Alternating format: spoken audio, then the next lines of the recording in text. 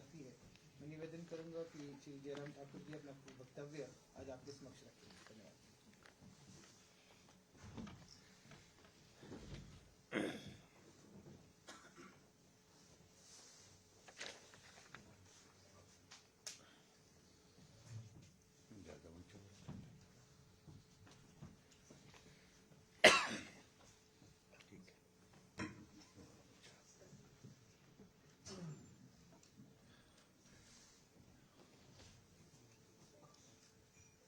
मित्रों, आज की इस पत्रकार वार्ता में आप सबका अभिनंदन है।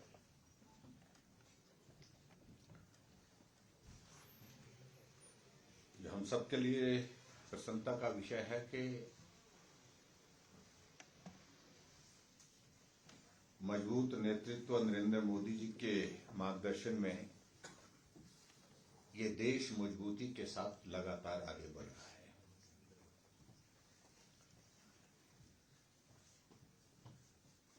मैं देश के यशस्वी प्रधानमंत्री नरेंद्र मोदी जी को बधाई देता हूं कि उनके नेतृत्व में विकसित भारत 2047 के एक विजन के साथ लगातार 13वीं बार बजट प्रस्तुत हुआ और मैं बधाई देना चाहता हूं कि देश की वित्त मंत्री निर्मला सीतारमण जी को भी, जिन्होंने लगातार 9वीं बार बजट प्रस्तुत किया और ये भी अपने आप में एक इतिहास का हिस्सा है।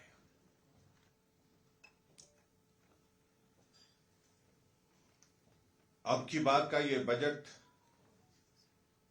53,47,315 करोड़ रुपए का प्रस्तुत किया गया है और स्वाभाविक रूप से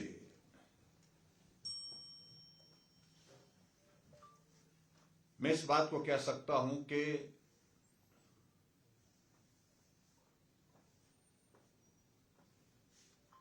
भारत एक मजबूत आर्थिक व्यवस्था के रूप में विश्व के मानचित्र पर सम्मानजनक स्थिति में खड़ा हुआ है।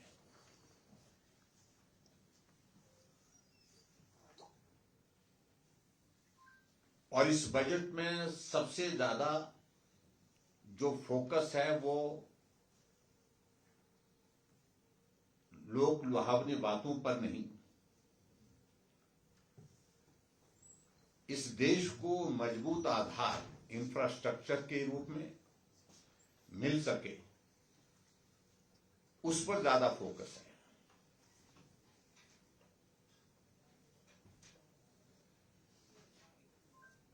मित्रों, आप सब इस बात तो जानते हैं कि 12 वर्ष पहले जब नरेंद्र मोदी जी देश के प्रधानमंत्री बने थे तो भारत की अर्थव्यवस्था एक फ्रजाइल इकोनॉमी के रूप में जानी जाती थी। यहां तक कि इस परिस्थिति हमारे सामने आ गई थी कि देश का सोना गिरवी रखने की नौबत आ गई थी। मैं किसी प्रधानमंत्री के बारे में कोई टिप्पणी नहीं करना चाहता हूं पूर्व की, लेकिन यह भी बात सत्य है कि देश के नहीं दुनिया के जाने माने अर्थशास्त्री देश के प्रधानमंत्री रहे, लेकिन भारत की अर्थव्यवस्था के बारे में उसमें बहुत बड़ी उम्मीद की जा रही थी कि मजबूती आएगी, लेकिन मजबूती आने के बजाय भारत की अर्थव्यवस्था वैश्विक स्तर पर नीचे की ओर धंसती दिखी गई। मैं प्रधानमंत्री नरेंद्र मोदी जी को बधाई देना चाहूंगा इस बात के लिए कि जब उन्होंने देश की कार्यभार संभाला था उस वक्त देश की हमारी अर्थव्यवस्था दुनिया की अर्थव्यवस्था में 11वें स्थान पर थी और आज भारत की इकोनॉमी, भारत की अर्थव्यवस्था दुनिया की अर्थव्यवस्था में चौथे स्थान पर आई। ये महज सिर्फ कहने का विषय नहीं है, ये सहज तरीके से नहीं हुई है। स्वाभाविक रूप से एक विजन के साथ काम करने की बात के साथ कड़े फैसले, बड़े फैसले लेने के पश्चात ये स्थिति हमारी बन चुकी है, बन पाई है।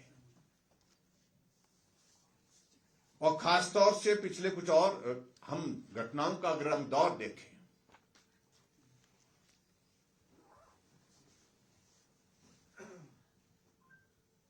कि जहां विश्व के स्तर पर एक अलग तरह का टैरिफ का दौर पूरे विश्व ने देखा, और जिसने उस वक्त बहुत सारे प्रश्न खड़े किए थे हमारे देश के अंदर भी,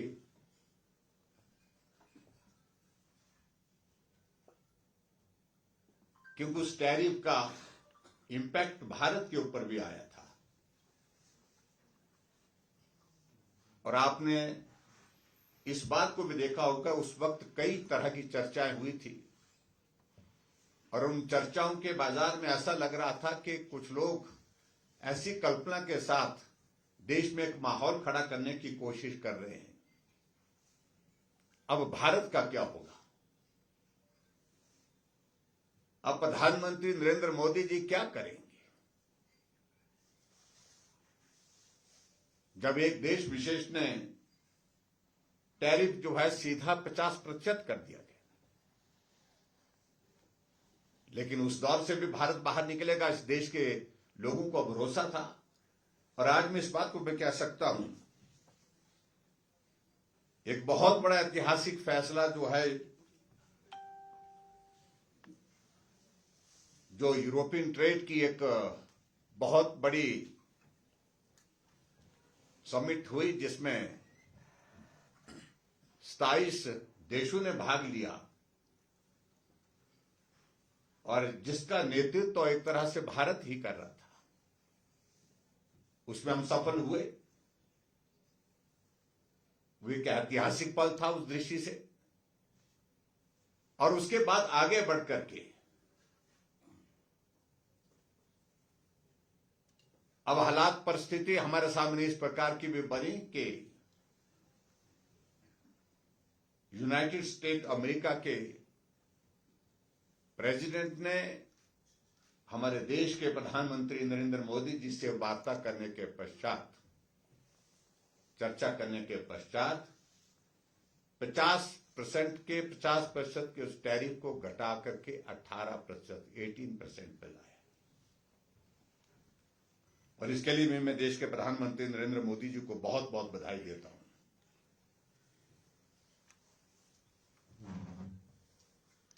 इसलिए इस बात को हम कह सकते हैं कि देश मजबूती के साथ आज पूरे दुनिया के मानचित्र पर जिस तरह से खड़ा है,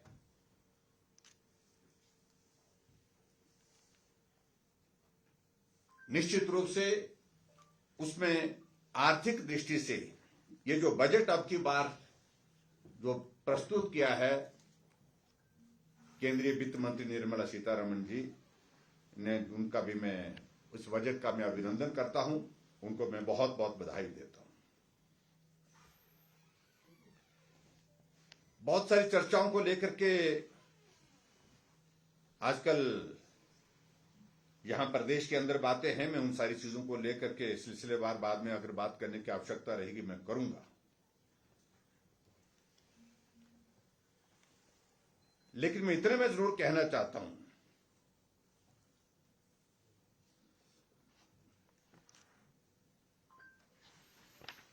कि भारत की इकोनॉमी दुनिया की फास्टेस्ट ग्रोइंग इकोनॉमी में से अब एक है, और इस बात को हमको सहज रूप से अब हमको स्वीकार करना चाहिए।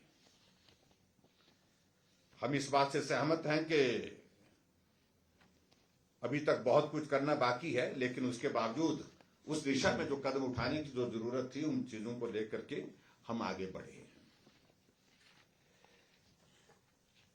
मित्रों, मैं अगर बात कहूं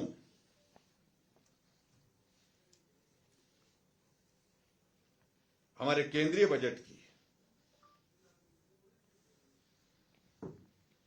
उसमें 3-4 चीजों को लेकर के मैं विशेष तौर से आपके बीच में जिक्र करना चाहूंगा।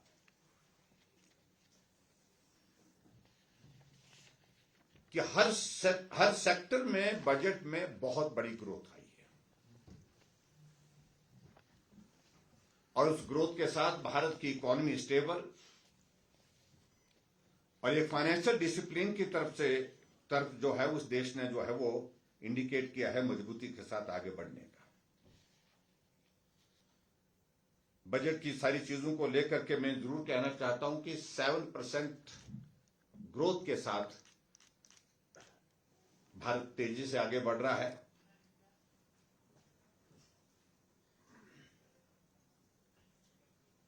और जो खासतौर से भारत को आत्मनिर्भर बनाने की दिशा में जो इस बजट में जो फोकस रहा है, उसमें मैं 5-7 सेक्टर के मैं जिक्र जरूर करना चाहूंगा। 2013-14 की अगर हम बात करें, कैपिटल एक्सपेंडिचर की अगर हम बात करें, तो कैपिटल एक्सपेंडिचर में मैं कहना चाहूंगा, जहां 13-14 में 1,98,000 करोड़ रुपए का प्रोविजन उसमें था और 2026-27 के इस वर्तमान बजट में वो बढ़ करके, जिसमें 6 टाइम इंक्रीज के साथ इसको जो है 12,20,000 करोड़ के लगभग इसको पहुंचाया गया। एक बहुत बड़ी इंक्रीज जिसको हम कह सकते हैं। अगर हम डिफेंस सेक्टर की बात कह रहे हैं कि आज की तारीख में इस बात की आवश्यकता भी महसूस हो रही है और आवश्यकता के साथ साथ में इस सेक्टर पर आदरणीय प्रधानमंत्री नरेंद्र मोदी जी ने फोकस किया है और उस फोकस में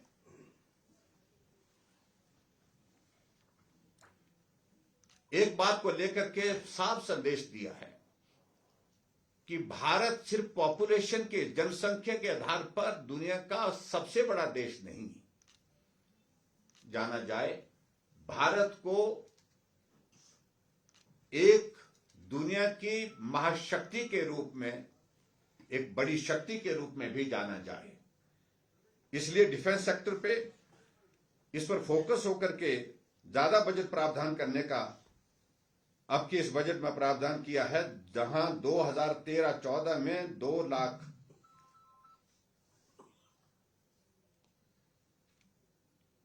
करोड़ के लगभग जो बजट प्रावधान था इसमें डिफेंस में, और अब की बार इसमें 7,85,000 करोड़ रुपए का बजट प्रावधान करके जो है वो इंक्रीज जो है 287% इंक्रीज है और 4 गुना जिसको मैं कह सकता हूं बढ़ोतरी की गई है। क्योंकि देश की रक्षा का विषय जहां आता है वहां कोई कॉम्प्रोमाइज नहीं किया जा सकता है। इस बात को लेकर के बड़ा साफ और बड़ा स्पष्ट हमारे देश के प्रधानमंत्री नरेंद्र मोदी जी ने कहा है।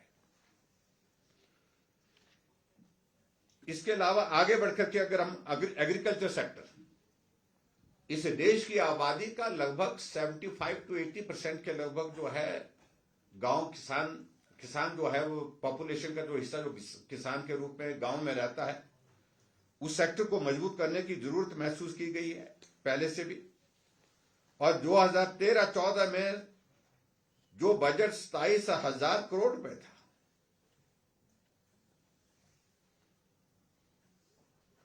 और वो बजट बढ़ा करके 2026-27 में 1,32,000 करोड़ रुपए बढ़ाया गया, यानी कि 388% की इंक्रीज, यानी कि 5 टाइम्स इंक्रीज जिसको हम कह सकते हैं इसमें की गई है एग्रीकल्चर सेक्टर की अगर हम बात करें। और उसी तरह से अगला सेक्टर जो हम एजुकेशन का सेक्टर लें, शिक्षा का, जहां यूपीए गवर्नमेंट में 65,000 करोड़ रुपए का जो है हमारे एजुकेशन सेक्टर में जो है बजट का प्रावधान रखा गया था 13-14 की अगर मैं बात कहूं, वो बजट बढ़ करके 2026-27 में अब जो है वो 1,39,290 करोड़ रुपए के लगभग पहुंचा है। यानी कि ये दुगने से ज्यादा इंक्रीज हुई है। और ताकि इस देश के अंदर जो है शिक्षा के क्षेत्र में हम नए आयाम स्थापित कर सके, उस दृष्टि से इस चीज को आगे बढ़ाने का प्रयत्न हुआ है। आगे बढ़कर के हम अगर बात कहें रेलवे की, अगर बात कहें 2013-14 में 63,000 करोड़ रुपए की जो है बजट प्रोविजन के साथ जो है उसमें काम चल रहा था, और जो बढ़ करके 2026-27 के वर्तमान इस बजट में जो है 2,93,000 करोड़ रुपए, यानी कि 4.6 टाइम्स, 4.5% से भी ज्यादा उसमें इंक्रीज हुई है। और इसके लिए भी मैं देश के प्रधानमंत्री नरेंद्र मोदी जी को बहुत बहुत बधाई देता हूं। इसके आगे अगर जाकर के हम और आगे जाएं, अगर हेल्थ सेक्टर में हम बात करें तो हेल्थ सेक्टर में जहां 2013-14 में 37,000 करोड़ रुपए का बजट प्रोविजन था, और उसमें 2026-27 में 90,000 करोड़ से ज्यादा का बजट प्रावधान करके जो है जो इंक्रीज 140% के लगभग है, उसको सुनिश्चित किया गया है। यानी कि इससे हेल्थ सेक्टर को और ज्यादा मजबूती देने का प्रयत्न किया गया है। आगे बढ़कर के अगर हम बात कहें रोड्स और हाईवेज की, अगर हम बात कहें, इसमें तो पूरी दुनिया ने भारत की जो प्रोग्रेस है उसमें तारीफ की है, हमेशा तारीफ की है। 2013-14 में ये बजट प्रोविजन जो है वो रोडवेज और हाईवेज के लिए जो था, रोड्स एंड हाईवेज के लिए था, ये 35,000 करोड़ के लगभग था। और वर्तमान में इस बजट में 2026-27 के बजट में 2,70,000 करोड़ रुपए का बजट प्रावधान के साथ 8 टाइम्स इंक्रीज उसमें है। और बहुत प्रसन्नता का विषय है, हिमाचल जैसे पहाड़ी राज्य को भी आज 4 लेन्स नेशनल हाईवेज के माध्यम से जो कनेक्ट करके एक जो टूरिज्म की दृष्टि से और लोगों के आने जाने की दृष्टि से एक बहुत बड़ी सुविधा हुई है।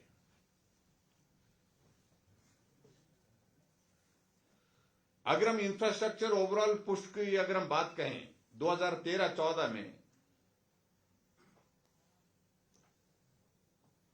जो इंफ्रा शेयर का जो कुल ये था वो लगभग 18% के लगभग था, और जो अब बढ़ करके ऑलमोस्ट 3 टाइम्स उसमें इंक्रीज के करीब पहुंचे हैं। 2026-27 में हम 45% के लगभग पहुंचे। उसके बाद हम अगर रिन्यूएबल एनर्जी की बात करें तो हमारी कैपेसिटी जो है वो 2014 से पहले, क्योंकि मैं खासतौर से 2014 का मैं जिक्र इसलिए कर रहा हूं कि बहुत सारे लोग बहुत सारी बातें उस वक्त से पहले के उस दौर में रहे हैं, वो पुरानी बातों को याद करने की कोशिश कर रहे हैं। उस वक्त दुनिया के महान अर्थशास्त्री इस देश के प्रधानमंत्री थे। उस वक्त देश कहां था और आज देश कहां है, इस बात को कंपेयर करना मुझे लगता है कि बहुत आवश्यक था।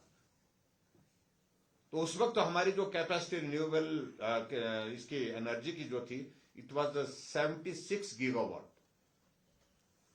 और अब जो वर्तमान में जो हम पहुंचे हैं, तो अब हम जो है उसमें 254 गीगावाट तक पहुंचे हैं। यानी कि ये लगभग 3.5% के लगभग इंक्रीज जिसको हम कह सकते हैं, निश्चित रूप से इसमें हुई है। एमएसएमई के सेक्टर में भी हम आगे बढ़े हैं। 2013-14 में जहां 5,000 करोड़ था, और उसमें 2026-27 के इस बजट में, वर्तमान के बजट में 10,000 करोड़ की जो ग्रोथ फंड जो है जिसमें प्रोविजन किया गया है,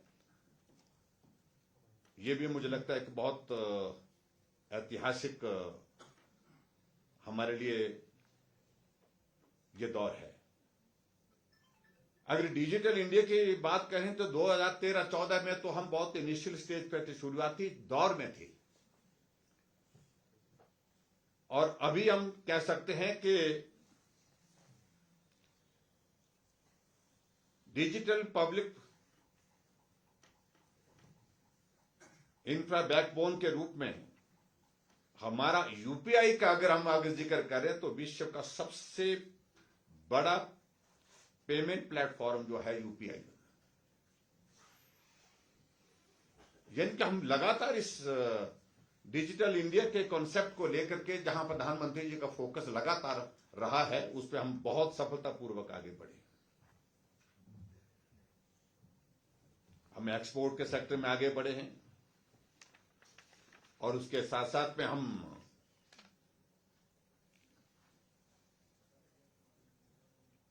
वुमेन वर्कफोर्स के पार्टिसिपेशन की अगर हम बात करें तो उसमें भी एक साइजेबल इंक्रीज हुई है।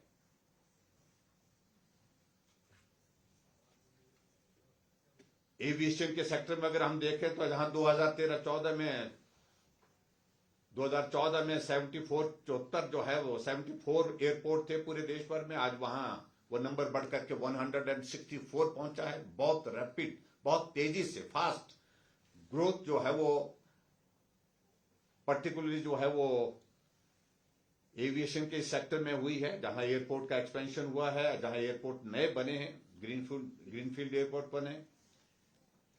और उसी तरह से आगे बढ़कर के मैं अगर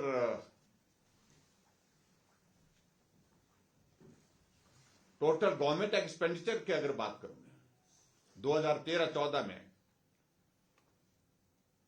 इट वाज 16.65 लाख करोड़, और अब जो है ये जाकर के पहुंचा 53.47 लाख करोड़, यानी कि बहुत बड़ी इंक्रीज जिसको हम कह सकते हैं।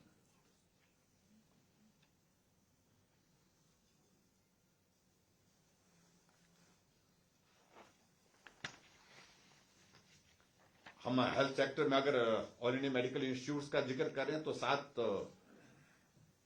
एम्स जो है 2013-14 तक थे। अब ऑल इंडिया मेडिकल इंस्टीट्यूट का नंबर जाकर के बढ़ करके जो है वो 23 पहुंचा है, 23 बना है, 16 की इसमें इंक्रीज हुई है। तो स्वाभाविक रूप से बहुत बड़ा जो इंफ्रास्ट्रक्चर को स्ट्रेंथन करने की दृष्टि से जो फोकस रहा प्रधानमंत्री नरेंद्र मोदी जी का, उसमें हम सफल हुए हैं।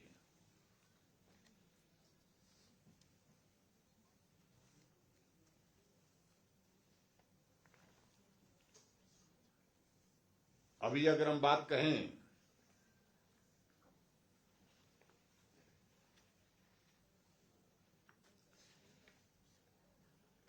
2026-27 के जो हमारे पूंजीगत व्यय को बढ़ाने की अगर हम बात करें, उस पर बल दिया गया है।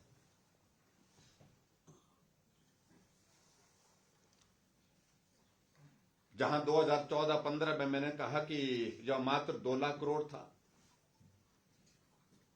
और अब ये बढ़कर के जो है वो 12.20 लाख करोड़ कर दिया गया है, जिसके यानी कि बहुत बड़ी इंक्रीज, जिससे बहुत बड़ी अर्थव्यवस्था, हमारी अर्थव्यवस्था को बल मिल रहा है, रोजगार को बल मिलेगा उसमें निश्चित रूप से। इस बात को लेकर के मैं बड़ा साफ कहना चाहता हूं।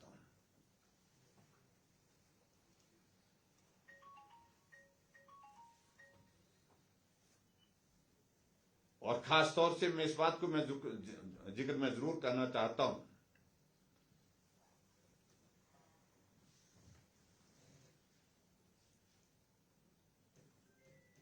कि हिमाचल प्रदेश के संदर्भ में बहुत सारी चीजों का जिक्र कर रहे हैं, बहुत सारे मित्र बहुत सारे शोर कर रहे हैं। उसमें मैं कुछ एक पॉइंट्स का मैं जिक्र जरूर करना चाहूंगा।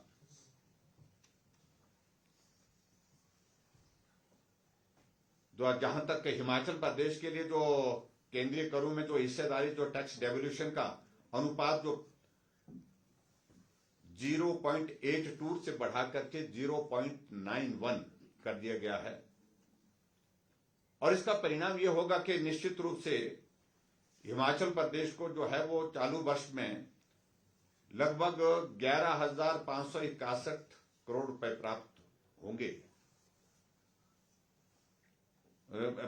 पीछे जो प्राप्त हुए थे, जो ये मैं पिछला जिक्र कर रहा हूं, और 2026-27 में जो बढ़कर के 13,950 करोड़ रुपए जो है वो मिलेगा, जिसमें मेरा कहने का अभिप्राय है लगभग जो इंक्रीज है 2,390 करोड़ की जो है वो अतिरिक्त वृद्धि इसमें रिफ्लेक्ट होती है, जो हिमाचल के लिए अच्छी बात है। और दूसरी बात मैं ये भी कहना चाहता हूं, जो ईएपी के जो हमारे प्रोजेक्ट्स हैं, उसमें हिमाचल प्रदेश को लगभग 1,500 करोड़ रुपए जो है वो और मिलेंगे आने वाले इस फाइनेंशियल ईयर में 2026-27 में। ये भी हिमाचल प्रदेश के लिए मैं समझता हूं कि बहुत बड़ा उस दृष्टि से राहत होगी, बहुत बड़ी राहत होगी। और मुझे इस बात को लेकर के प्रसन्नता है कि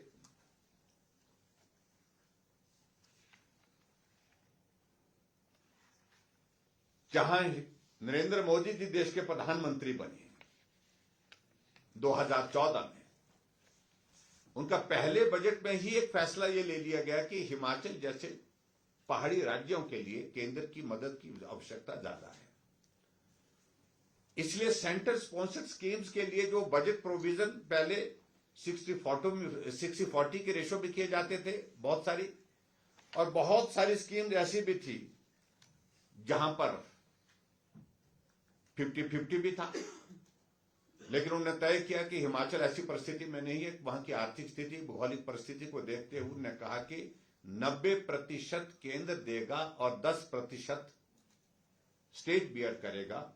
और उस दृष्टि से एक ये फैसला मुझे लगता है कि बहुत बड़ा सराहनीय रहा। और जो हमारी सेंटर स्पॉन्सर्ड स्कीम्स हैं, उनका नंबर बहुत बड़ा नंबर है, 191 स्कीम्स है, जिसके अंतर्गत 90-10 के शेयर में जो है हिमाचल प्रदेश को बहुत सारी केंद्र की योजनाओं का पैसा मिलेगा।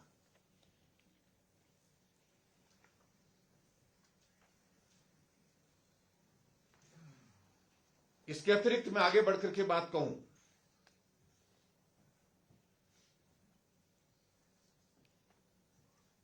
जो शोर डाला जा रहा था, बहुत ज्यादा शोर डाला जा रहा था विशेष तौर से, जिसका मैं जिक्र करना चाहूंगा, मनरेगा को लेकर के।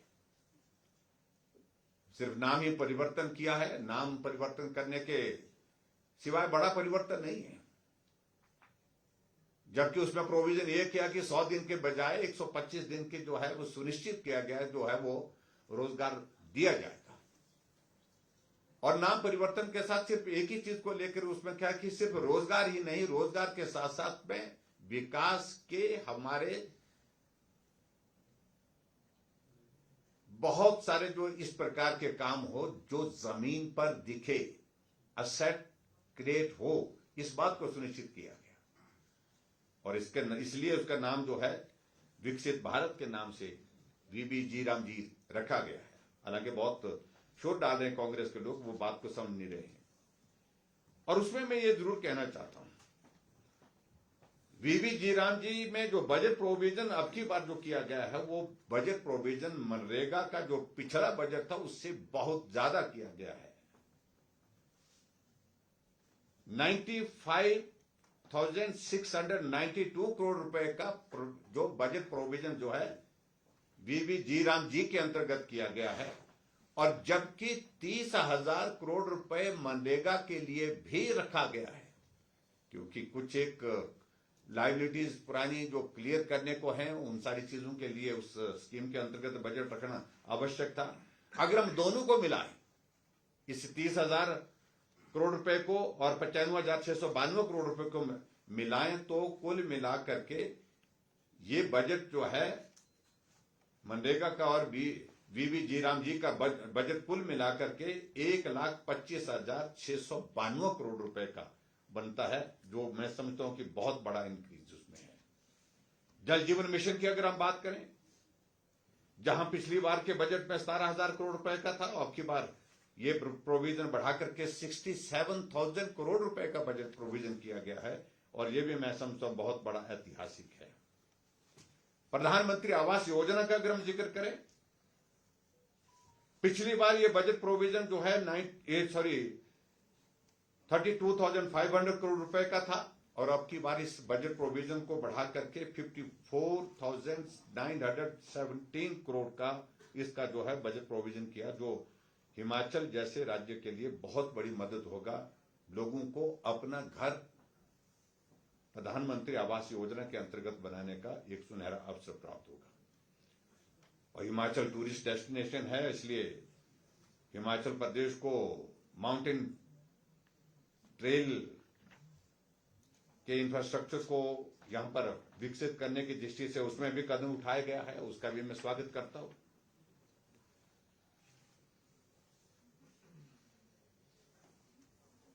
और सबसे बड़ी बात मुझे यही कहने की है इसमें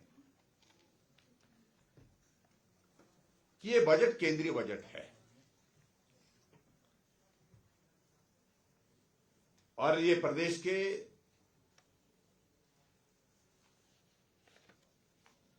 हितों को ध्यान में रख करके किया जाता है,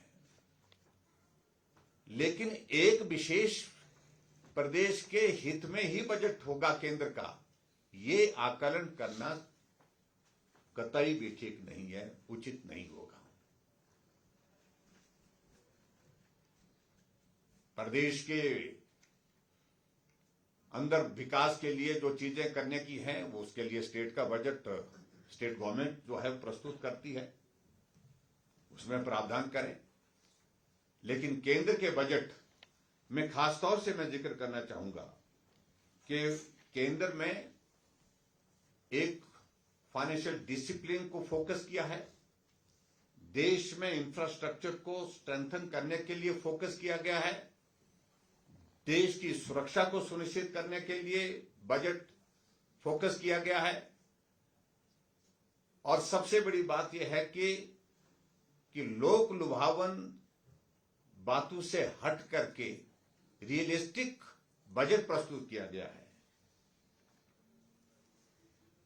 और इसके अतिरिक्त में जो चीजें मैं थोड़ा सा अब स्टेट की तरफ से कुछ चीजों का और मैं जिक्र करना चाहूंगा।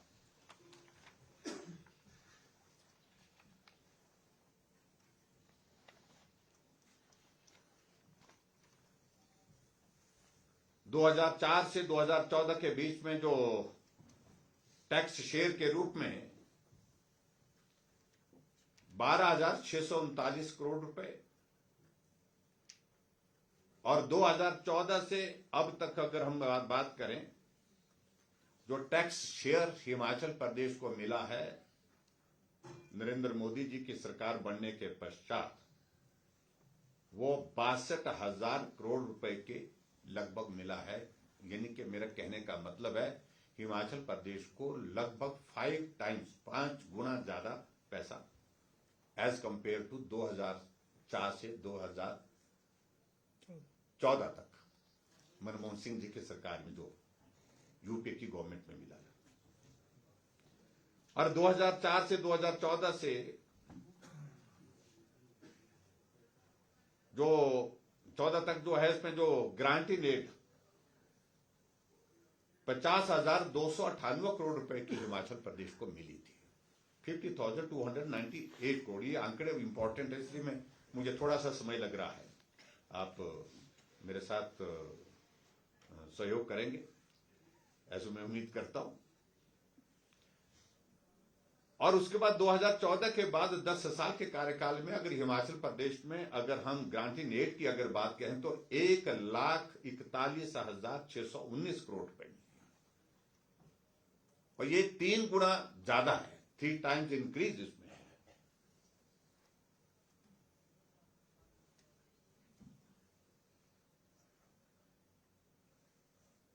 इस सारी चीज को भी मुझे लगता है कि ध्यान में रखने की आवश्यकता है।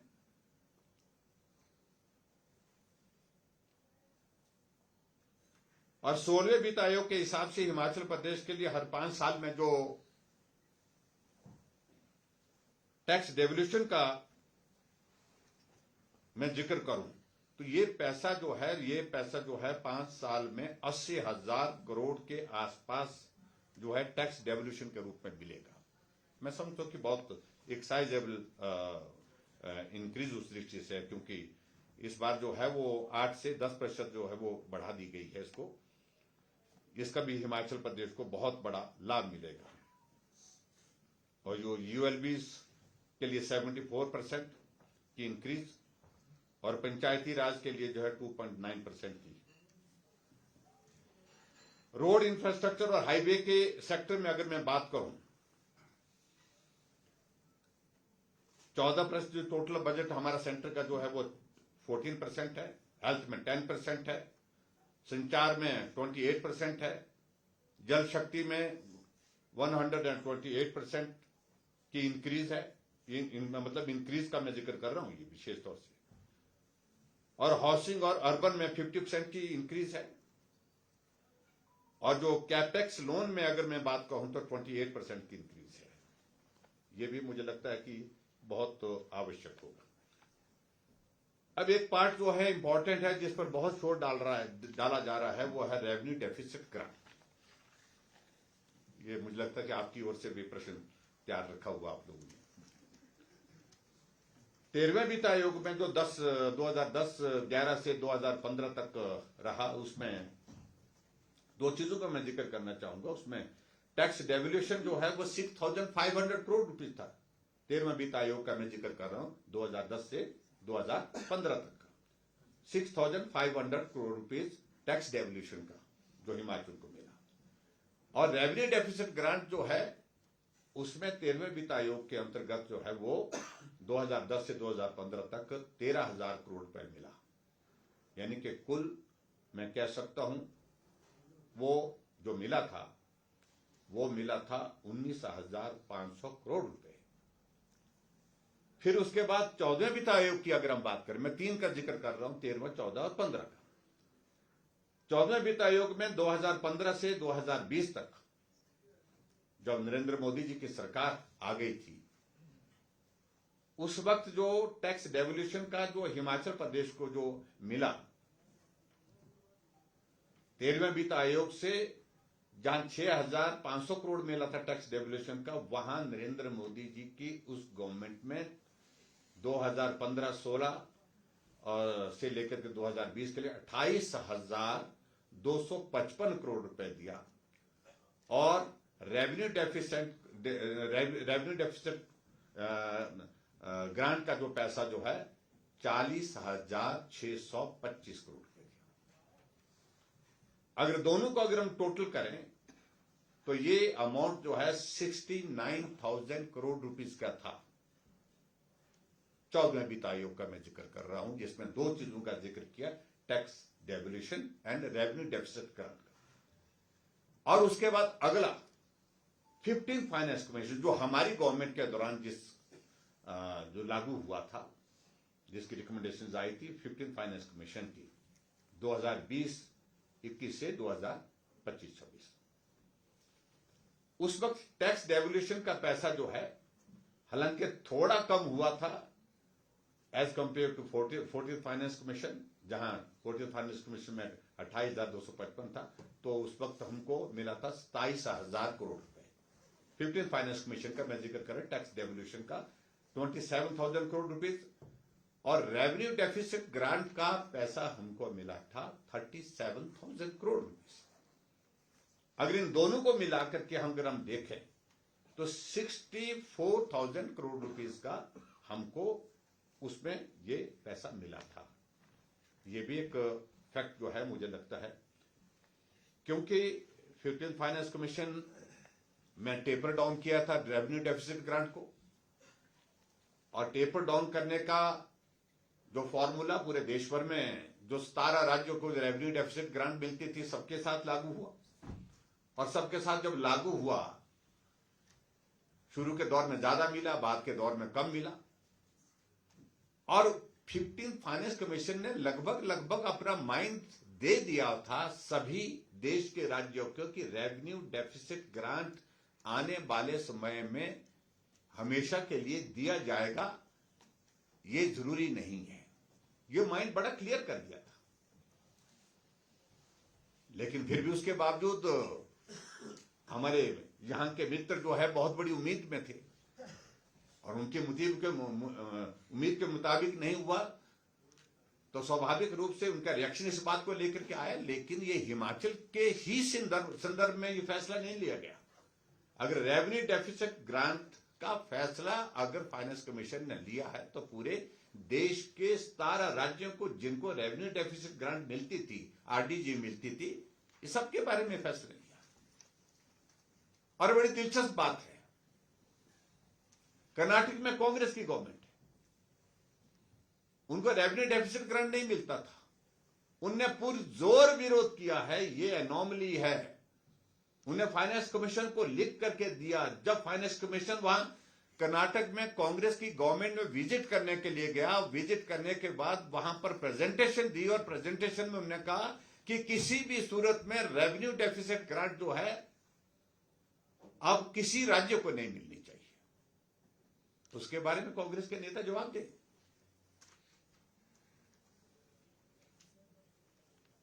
क्योंकि ये उनका कहना था कि ये एक एनोमली है, सभी राज्यों को बराबर का, यानी कि बराबर के एक नजर से देखना चाहिए। ये वहां के कर्नाटक की कांग्रेस गवर्नमेंट का प्रेजेंटेशन फाइनेंस कमीशन के सामने था, 16 फाइनेंस कमीशन के सामने, और उन्हें लिखित रूप से भी इस बात को दिया। ये भी बड़ा स्पष्ट मैं कहना चाह रहा हूं। इसलिए हमारे कांग्रेस के मित्र उनसे भी पूछे इस बात को लेकर के कि भाई आखिरकार ये सारा हुआ है तो कांग्रेस के लोग भी इस बात से सहमत थे वहां पर, मतलब कांग्रेस के लोगों ने रिकमेंड किया कि बंद होना चाहिए, जबकि हम बंद होने पर टिप्पणी नहीं कर रहे।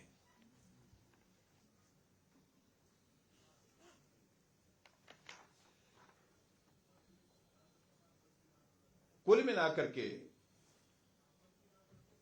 अगर मैं बात कहूं,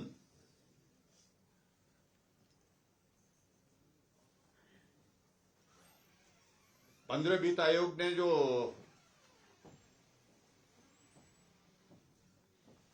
2021 से 2026 की अवधि के लिए कुल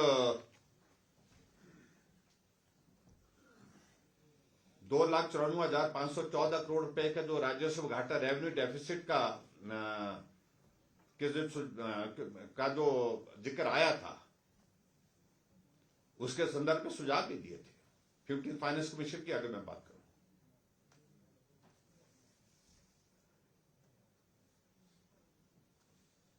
और उन्होंने इस बात को लेकर के कहा कि जो 17 राज्यों को हम 60,000 करोड़ रुपए के लगभग जो है रेवेन्यू डेफिसिट ग्रांट दे रहे हैं, ये आने वाले समय में कठिन होगा। और लेकिन उसके बावजूद प्रदेश की सरकार ने इन सारी चीजों को लेकर के मुझे लगता है कि बहुत बड़ा संज्ञान नहीं लिया। और मैं इस बात को मैं दावे के साथ कह सकता हूं, प्रश्न उस वक्त भी खड़े हुए जब 15 फाइनेंस कमीशन हिमाचल प्रदेश में आया था, उस वक्त भी रेवेन्यू डेफिसिट ग्रांट पर बहुत डिटेल में डिस्कशन हुई थी। लेकिन हमने अपना पक्ष बहुत प्रभावी ढंग से रखा,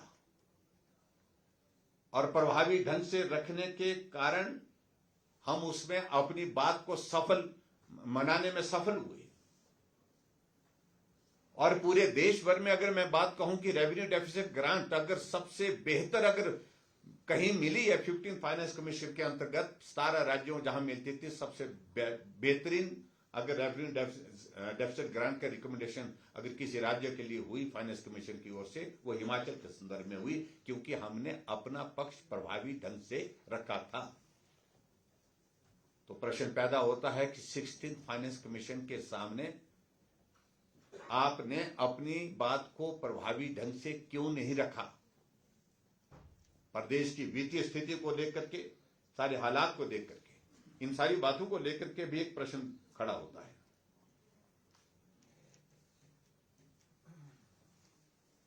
मुझे सिर्फ कुल मिलाकर के इतना ही कहना है कि हिमाचल प्रदेश में आदरणीय प्रधानमंत्री नरेंद्र मोदी जी ने जो बजट के माध्यम से जो मदद जिस रूप में पूरे देश भर में सभी राज्यों को मदद मिली है, उसी के अनुरूप हिमाचल प्रदेश को मिली है, और हिमाचल प्रदेश को और भी ज्यादा। और इस बात को मैं कहता हूं कि प्रदेश सरकार को एक बात को लेकर के मान करके चलना चाहिए कि आज हिमाचल प्रदेश में अगर विकास के कार्य हो रहे तो मेजॉरिटी पैसा वो पैसा है जो केंद्र सरकार के द्वारा हिमाचल प्रदेश को दिया जा रहा है, जैसे प्रधानमंत्री ग्राम सड़क योजना जिससे सड़कें बन रही हैं, जैसे सीआईआरएफ का पैसा जिससे सड़कें बन रही हैं, पुल बन रहे हैं, जिससे जैसे कि नाबार्ड का पैसा, जिससे जैसे कि वर्ल्ड बैंक का पैसा, ये सारी चीजें जो है वो केंद्र सरकार के सहयोग से हिमाचल प्रदेश में हो रही है।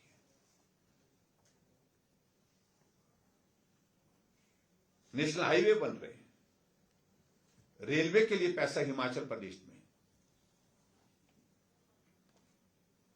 ऐसी सारी चीजों को लेकर के जब हिमाचल प्रदेश में ज्यादातर डेवलपमेंट के काम अगर हो रहे हैं तो केंद्र सरकार के सहयोग से हो रहे हैं।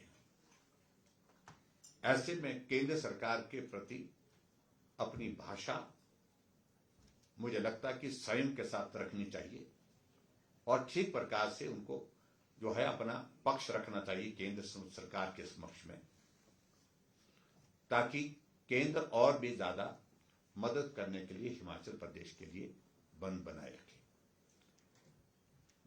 और खासतौर से एक चीज को लेकर के जो बात कही जा रही है रेवेन्यू डेफिसिट ग्रांट के संदर्भ में, मुझे सिर्फ इतना ही कहना है। जब पिछले फाइनेंस कमीशन 15 फाइनेंस कमीशन में लगभग बड़ा इंडिकेट स्पष्ट कर दिया था कि रेवेन्यू डेफिसिट ग्रांट जो है बहुत लंबे समय तक नहीं चल पाएगी, तो इनको अपनी प्रेपरेशन करनी चाहिए थी। और मैं हिमाचल प्रदेश के मुख्यमंत्री जी से इस बात के लिए मैं जरूर कहना चाहता हूं, आपने बहुत सारे फॉर्मूलास इस प्रदेश के लोगों के सामने रखे हैं कि 2027 में हिमाचल प्रदेश आत्मनिर्भर होगा। इस बात को आपने एक बार नहीं अनेकों बार कहा है, आप उस दिशा में आगे बढ़े। आपके उसमें क्या विजन्स हैं, क्या आपने सोच रखी, क्या तरीका आपने उसके लिए सोचा है, उसको स्पष्ट करें। हिमाचल पूरा उस सारी बात का इंतजार कर रहा है, बेसब्री से इंतजार कर रहा है। आपने कहा कि हिमाचल प्रदेश 2032 में देश का सबसे अमीर राज्य होगा, ये भी कहा है ना, सबसे आर्थिक दृष्टि से सबसे मजबूत राज्य होगा। उसका फॉर्मूला क्या है, उस विजन को आप लागू करें, उस विजन को आप प्रदेश की जनता के समक्ष रखें। और ये अनावश्यक रूप से खासतौर से दो चीजों का जिक्र आप करते करते अपने 3 साल निकाल दिए, एक तो रेवेन्यू डेफिसिट ग्रांट का और दूसरा जिक्र आपने हिमाचल प्रदेश में जो जीएसटी कंपनसेशन का, जीएसटी कंपनसेशन के बारे में, जीएसटी कंपनसेशन के बारे में डे 1 से क्लियर, जीएसटी तब लागू हुआ जब हिमाचल प्रदेश में कांग्रेस पार्टी की सरकार थी। जीएसटी काउंसिल की बैठक में एनोनिमस एक डिसीजन हुआ कि जीएसटी कंपनसेशन जो है वो 2017 जून में लागू जब हुआ तो उसमें फैसला लिया कि जो जीएसटी कंपनसेशन जो है it will continue for 5 years only. और 2022 जून में वो पूरा हो गया 5 साल का कार्यकाल। उसके बाद जीएसटी कंपनसेशन पूरे देश के सभी राज्यों के लिए बंद हुआ, क्योंकि जीएसटी काउंसिल का फैसला था और उस फैसले का क्या हिस्सेदारी में कांग्रेस की गवर्नमेंट उस वक्त थी हिमाचल प्रदेश में। उस पर प्रश्न खड़ा करने की आवश्यकता नहीं। जब आपको मालूम था कि जीएसटी कंपनसेशन हिमाचल प्रदेश में 5 साल के बाद बंद होगा, जब आपको मालूम था रेवेन्यू डेफिसिट ग्रांट के बारे में 15 फाइनेंस कमीशन ने अपना माइंड बड़ा क्लियर कर दिया था कि बहुत लंबे समय तक नहीं चलेगी, लेकिन उसके बावजूद भी आपने गारंटियां दी और उन गारंटियों की जिम्मेवारी आपकी है, ना कि केंद्र सरकार की है।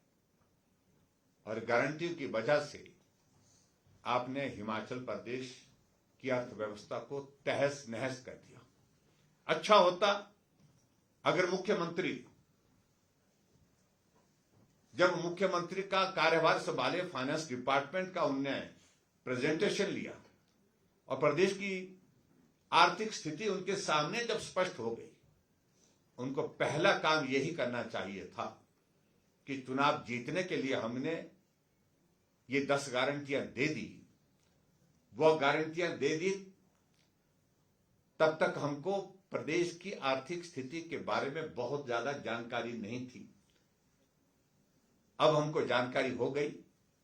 हम हाथ जोड़ करके माफी मांगते हैं कि ये 10 गारंटियां हम पूरी नहीं कर पाएंगे। ये अगर पहले ही कह देते तो मैं समझता हूं कि उनके लिए बहुत सुविधाजनक स्थिति होती। एक तरफ से हर रोज कहते हैं कि गारंटियां पूरी कर दी, गारंटियां पूरी नहीं हुई हैं। गारंटियां पूरी कर देंगे जो बची हुई है।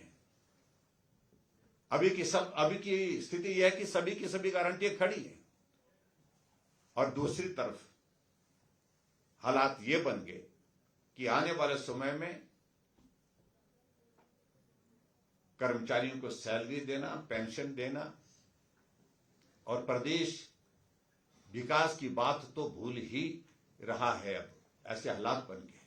ये एक बहुत बड़ी चुनौती हमारे सामने है। इसलिए हिमाचल के संदर्भ में अब जो पॉलिटिकल एजेंडे के साथ जो काम करने की बातें की जा रही है, और सुना मैंने कि एक विशेष सत्र आयोजित करने की भी एक योजना है, वो सिर्फ राजनीतिक मकसद से है। उसमें ईमानदारी अगर होती तो पहले दिन से स्पष्ट हो जाती चीजें।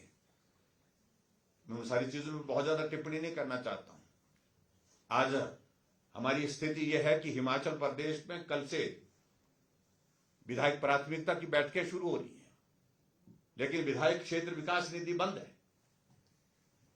ट्रेजरी पर रोक लगा दी गई है। दूसरा बजट सत्र, अगला बजट सत्र शुरू होने वाला, अभी तक 2 इंस्टॉलमेंट आपने जारी की है, उसमें से भी बहुत सारा पैसा ट्रेजरी से रिलीज नहीं किया। आपने ऐच्छिक निधि जो विधायकों को देते हैं उस पर भी रोक लगा दी है, वो भी बंद कर दी है। विधायकों की जो स्कीमें हैं, जिन स्कीमों के अंतर्गत वो अपने विधानसभा क्षेत्र में विकास के लिए काम करने के लिए विधायक प्राथमिकता की बैठक में जाते हैं, उस पर भी हम फैसला लेंगे। आज शाम को विधायक दल की बैठक है, विचार करेंगे बैठक में जाना है कि नहीं जाना है, क्या करना है, क्योंकि हमारे कहने पर विधानसभा क्षेत्र में कोई विकास कार्य नहीं हो पा रहा है। अगर कहीं हो रहा है तो चुनिंदा कुछ कांग्रेस के विधायकों के क्षेत्र में। अब तो विधायकों की स्थिति, वहां पर मंत्रियों की स्थिति इस प्रकार की बढ़ गई, वो भी कहने लगे कि हमारे कहने पर भी कुछ नहीं हो रहा है। इन सारे हालात के लिए अगर प्रदेश में अगर कोई जिम्मेवार है तो कांग्रेस की वो झूठी गारंटियां सिर्फ सत्ता को हासिल करने के लिए वो जिम्मेवार हैं, और कांग्रेस पार्टी का वर्तमान नेतृत्व जो इस प्रदेश की अर्थव्यवस्था को तहस नहस करके चला गया है। इतना ही मुझे कहना है। बहुत बहुत धन्यवाद। मेरी बात लंबी हो गई, मुझे लगता है कि सारे पॉइंट्स आपके। और सर, पंचायती राज चुनावों को लेकर सरकार ने सुप्रीम कोर्ट का दरवाजा खटखटाया है। आप सरकार के इस डिसीजन को किस तरह देखते हैं? हम इस बात को लेकर के पहले दिन से ही बड़ा स्पष्ट कर चुके हैं कि हार की डर के कारण चुनाव नहीं कराए जा रहे, और डिजास्टर एक्ट का हवाला देकर के चुनाव टालने का प्रयत्न किया जा रहा है। मामला आखिरकार हाईकोर्ट में गया। हाईकोर्ट ने डायरेक्शन दी, हाईकोर्ट ने फैसला दिया 28 फरवरी तक आप सारी कोर्ट फॉर्मेलिटीज पूरी करें चुनाव के लिए जो आवश्यक है, और 30 अप्रैल से पहले हिमाचल प्रदेश में चुनाव कराएं। और जिसको एक बार तो प्रदेश की सरकार ने स्वीकृत कर दिया, कह दिया कि हां हम 30 अप्रैल से पहले चुनाव कराने के लिए तैयार हैं, लेकिन साथ ही दूसरी तरफ से मुख्यमंत्री एक टिप्पणी करते हैं कि हाईकोर्ट का यह फैसला जो है आर्बिट्रेरी है, यानी कि मनमाना फैसला, जिसको आर्बिट्रेरी का शब्द अगर मैं हिंदी में कहूं तो मनमाने तरीके से फैसला दिया गया है। ये बहुत गंभीर टिप्पणी हाई कोर्ट के ऊपर मुख्यमंत्री जी ने की है, जो कंटेम्प्ट ऑफ कोर्ट की परिधि में आती है। और हम मान करके चल रहे थे कि चुनाव होंगे, लेकिन अभी फैसला कर दिया कि अब चुनाव नहीं होंगे, चुनाव को रोकने के लिए सुप्रीम कोर्ट में जाया जाए। अब सुप्रीम कोर्ट में, अब मैं सिर्फ इतने कहना चाह रहा हूं कि सुप्रीम कोर्ट में जाकर के अपना पक्ष वो रखने की कोशिश करेंगे। मैं उम्मीद करता हूं कि न्याय मिलेगा। और हिमाचल प्रदेश के इतिहास में ये पहली बार ऐसी स्थिति पैदा हो गई कि पंचायत के चुनाव स्थगित कर दिए, पंचायत में जो है वो एडमिनिस्ट्रेटर लगा दिए गए। यानी कि जो हमारे लोकतंत्र की सबसे मूल इकाई है उसको एक तरह से बुरी तरह से तहस नहस कर दिया, बर्बाद कर दिया, तबाह कर दिया। तो जो विशेष सत्र बुलाने की तैयारी हो रही है, अगर वो हो जाता है तो आप लोग जाएंगे उसमें, क्योंकि वो आरडीजी ग्रांट वगैरह उसके लिए होगा? नहीं, देखिए उसमें हम सारी चीज को लेकर के विचार करेंगे। हमारी भी आज विधायक दल की बैठक है आज शाम को, उस पर हम विचार करेंगे, चर्चा करेंगे, उसके बाद फैसला लेंगे। लेकिन जहां सत्र बुलाएंगे तो चर्चा करने की बात होगी, तो चर्चा करने के लिए हम जाएंगे। हम बोलेंगे कि आपने जो सारे फॉर्मूले बता के रखे हैं कि 2027 में ये प्रदेश का जो आर्थिक जो दौर जो है वो खराब जो चल रहा है वो पूरा समाप्त हो जाएगा, अच्छा दौर शुरू होगा, यानी कि हिमाचल प्रदेश आत्मनिर्भर राज्य बन जाएगा। 2032 में फिर आपने कहा कि देश का सबसे समृद्ध राज्य बनेगा। उन सारी चीजों पर अमल करें। आज की हालात की आवश्यकता है ये कि जो आपके विजन में अगर ऐसी चीजें हैं जो आपने छुपा के रखी है तो उनको जाहिर करें, ताकि ये प्रदेश में जो है वो लोगों को भी मालूम पड़े कि आपका विजन क्या है। सर कि एप्पल वाला जो इशू आ गया है, 27 कंट्री का हमने कहा, इसको mother of all agreement trades भी कहा जा रहा है, लेकिन इसमें सर जो हिमाचल 6,000 करोड़ की सेब की आपूर्ति है, तो बागवान इसका विरोध कर रहे हैं कि 50% से टैरिफ फेयर घटा करके 20 और 25% कर दिया। लेकिन इस सारी चीज के लिए कमेटी भी कॉन्स्टिट्यूट की गई है। मैं उम्मीद करता हूं उस कमेटी के समक्ष हम भी अपनी बात पहुंचाने की कोशिश करेंगे। हम भी बात मंत्री जी से करेंगे, हिमाचल के बागवानों को नुकसान ना हो उस बात को सुनिश्चित करने की कोशिश करेंगे। विधानसभा का विशेष सत्र आना है, बजट सत्र भी आना है, राज्यसभा का चुनाव भी आना है। पिछले कल मुख्यमंत्री ऊना थे, देखने को ये मिला उप मुख्यमंत्री और पीडब्ल्यूडी मंत्री साथ थे, मुख्यमंत्री से कल मुलाकात हो नहीं पाई। आज मुख्यमंत्री ऊना में जिस कार्यक्रम में गए, एक ही विधायक साथ था, वहां भी मुख्यमंत्री अकेले ही थे। जिस तरह से एक मंत्री ने अधिकारी के खिलाफ प्रिविलेज मोशन दिया है, सत्र से पहले इन स्थितियों को आप नेता विपक्ष के तौर पर किस तरह से देखते हैं? देखिए, सब तरह जो है व्यवस्थाओं का दौर आप देख रहे हैं किस तरह से अस्त व्यस्त हो गया है। मैं इन सारी चीजों पर अब कहना उचित नहीं समझता हूं। मुझे लगता है कि मंत्री मुख्यमंत्री से नाराज, विधायक मुख्यमंत्री से नाराज और प्रदेश की जनता मुख्यमंत्री से नाराज, उप मुख्यमंत्री मुख्यमंत्री से नाराज। अब खुश कौन है तो मुझे मालूम नहीं। ये एक बड़ा शोध का विषय है। एडिंग टू दिस ओनली, अभी हाल ही के दिनों में ब्यूरोक्रेसी पर बहुत चर्चाएं हो रही थी। डीसी मंडी के खिलाफ प्रिविलेज मोशन लाया गया है और सरकार के मंत्रियों ने भी अफसरों पर सवाल उठाए। सवाल तो अफसरों पर आप भी उठाते थे, तो ऐसे में आपको लगता है जो अफसरों के खिलाफ बयानबाजी और कार्रवाई की जा रही है वो सही है? मैं समझता हूं कि अगर कोई अधिकारी गलत करता है तो कार्रवाई करने के पर्याप्त आपके अधिकार हैं। ये जनसभाओं में बोलना और सारी चीजों को लेकर के ये मुझे लगता है कि भाई ये आवश्यक नहीं है। ये अंदर की जो उनकी फ्रस्ट्रेशन है, अंदर का जो आपस में जो कोऑर्डिनेशन इनका तार हुआ पड़ा है, उसका एक जो है एक स्वरूप आप देखने को हम सबको देखने को मिल रहा है कि बहुत कुछ जो कांग्रेस की गवर्नमेंट में ठीक नहीं चल रहा। बहुत कुछ क्या, कुछ भी ठीक नहीं चल रहा है।